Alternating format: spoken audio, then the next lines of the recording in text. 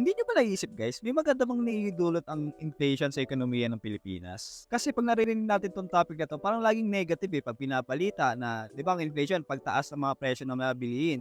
So 'pag binalita na pagmamahal ng gas, tataas ang presyo ng mga gulay o ng mga produkto, alam mo yun, nagiging bad news siya, nalulungkot tayong mga tao. Sa video na 'to, i-explain ko kung ano ba talaga yung magandang naiidulot kasi kailangan ng ekonomiya ang inflation at ito ang dahilan kung bakit. Ang inflation kasi ini-encourage tayong mga tao na mag-spend, gumastos at mag-invest sa mga bagay-bagay. Halimbawa, mga negosyante. So nag-i-invest sila on some equipment. So siguro nagtatayo sila ng mga business kasi ina-expect nila na yung price na yun tataas. Bahay at lupa, ayan, tataas yung value niyan in the future. So may kahit sila na mag-invest at mag-spend. No? Palit-ulit na lang ako.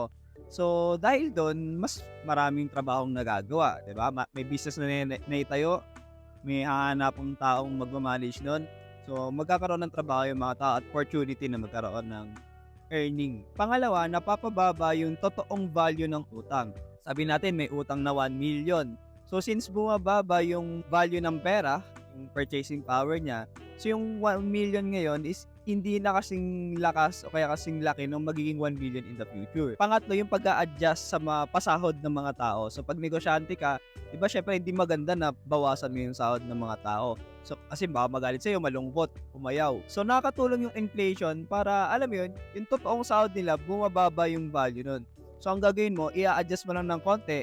So, ang iniisip nila, tumataas yung sahod nila. But in fact, dahil sa inflation, bumababa yung totoong sahod talaga nila at ina-adjust mo lang ng konti. Pero hindi minsan pantay o kaya mas mataas. So, dahil pinapataas mo yung sahod ng mga tao is natutuwa sila. Number 4, ayaw kasi natin magkaroon ng deflation na tinatawag o yung kapaligtaran yung mangyari, magmura yung mga prices ng mga products and services. Mas okay na may konting inflation, wag lang deflation, wag lang yung mangyayari sa atin. Kasi imagine kung pababa yung presyo ng mga bilihin, so ang gagawin niyan, yung mga tao, i-delay nila yung mga purchases nila, mababawasan yung spending, babagal yung pagtakbo ng ekonomiya ng Pilipinas, at bababa yung chance ng unemployment rate na baka di na magtrabaho yung mga tao. Kung nagustuhan mo yung mga gandang content, click the link in my bio and follow me